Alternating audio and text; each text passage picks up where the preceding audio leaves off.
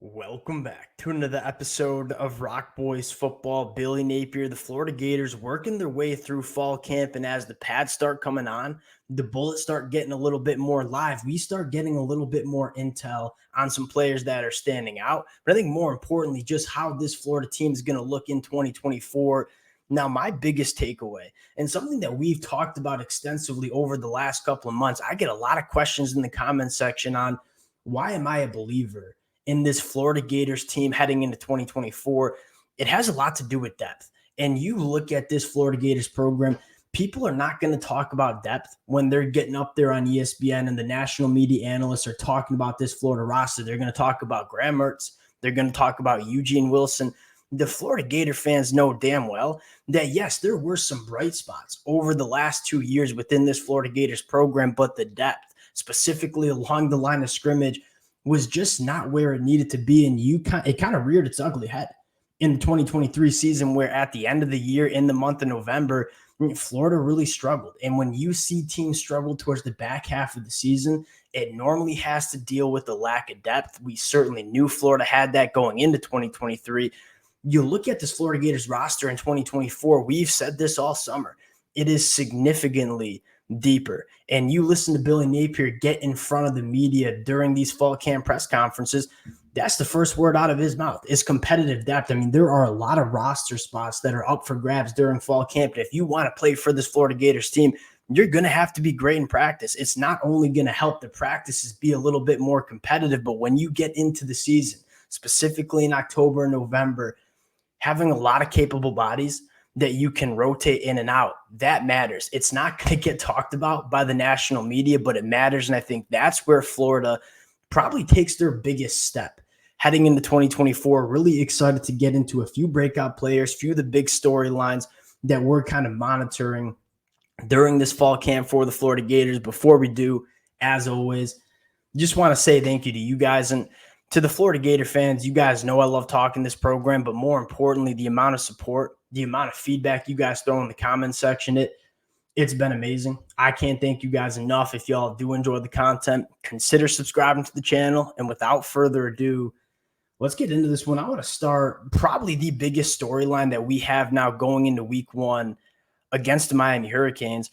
That is Montrell Johnson Jr. going down with the injury. And what is this running back room going to look like week one in the Swamp?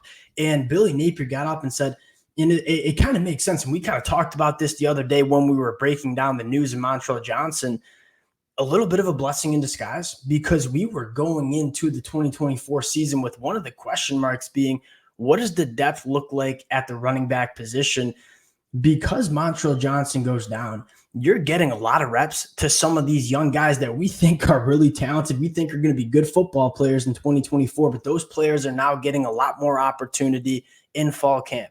I'm specifically looking at some of the young cats like Trayon Webb, Jaden Baugh, guys that we know when they have the football in their hands, they're going to be really good running backs in the SEC, but pass protection, working out of the backfield, kind of the intricacies that you see young running backs struggle with.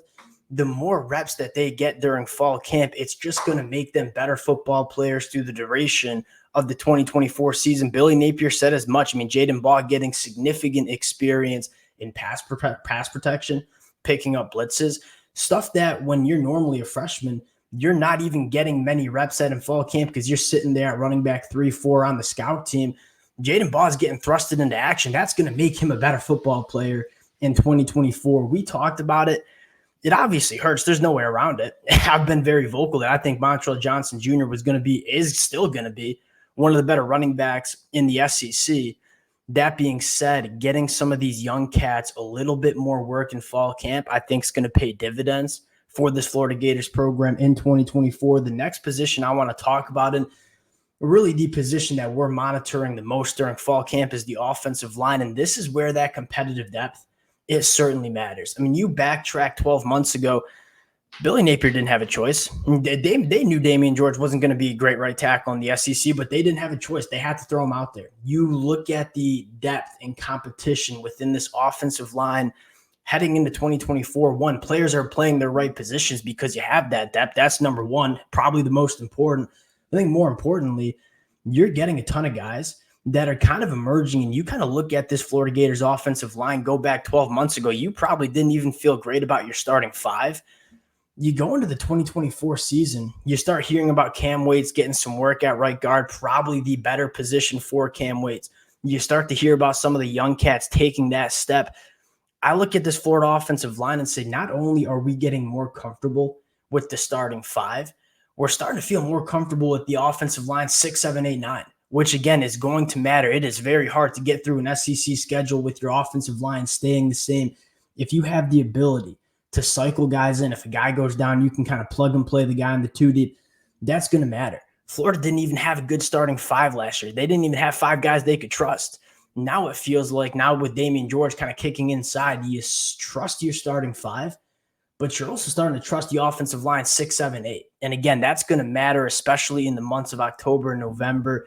Going to the defensive side of the football, I think it's a very similar conversation on the defensive line. I think the emergence of Justice Boone is going to be really big. Billy Napier gave him a lot of love in the press conference, not only as a leader, but just a really good football player. Again, Florida's defensive line in terms of depth was a disaster the last couple of years. Specifically in 2022, it got a little bit better in 2023 because he had some freshmen that were able to step up. I'll look at this Florida Gators defensive line heading into the 2024 season, and you're saying we trust guys in the 3 deep, and we have a 5-star in LJ McCray that's probably going to be rotating with the 2s and 3s throughout the 2024 year. That's a good problem to have. I mean, Florida along the defensive line is starting to look like an SEC program. I think that's one of the bigger storylines with this Florida Gators program. And again, is it flashy names that came in the transfer portal? Not necessarily, although I think Joey Slackman is an absolute guy on the inside of the defensive line. But why are Florida fans so much more optimistic about both sides of the line of scrimmage heading into 2024? One, the young talent that's getting developed. You're hearing some really good things about some of the young cats.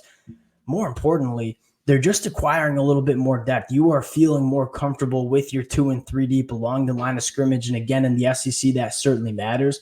You go back to the secondary. This is probably my second most intriguing. I don't know if you call it a position battle, but what's the rotation going to be? Specifically, week 1 against the Miami Hurricanes. Want to start at that star position.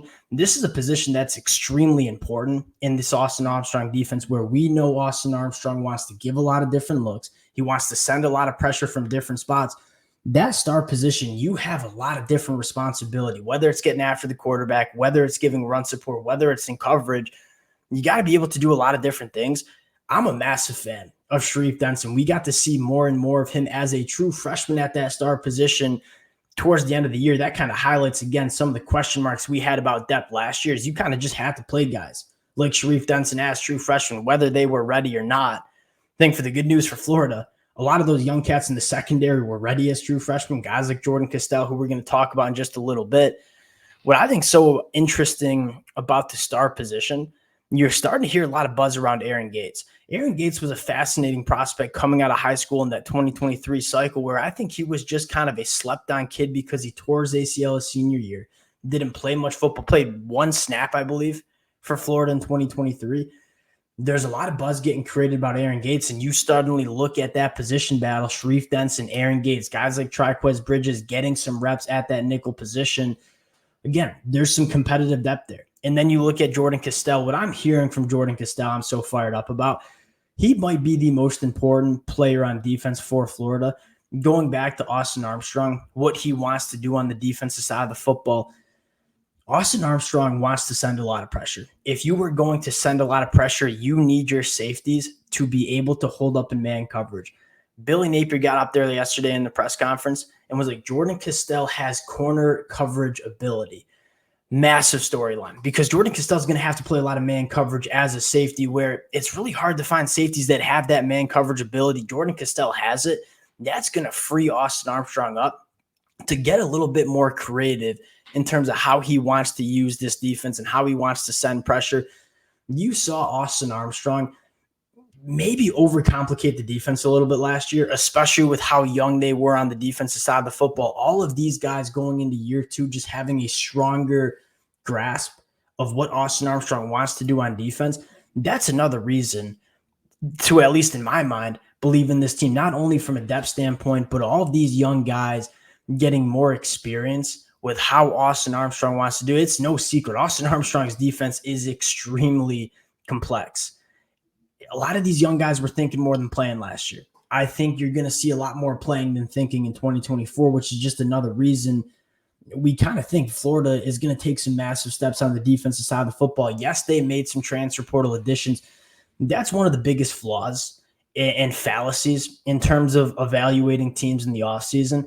I think people just look at what came in, what came out, as opposed to, all right, what do they have on the roster? What guys could potentially step up in 2024?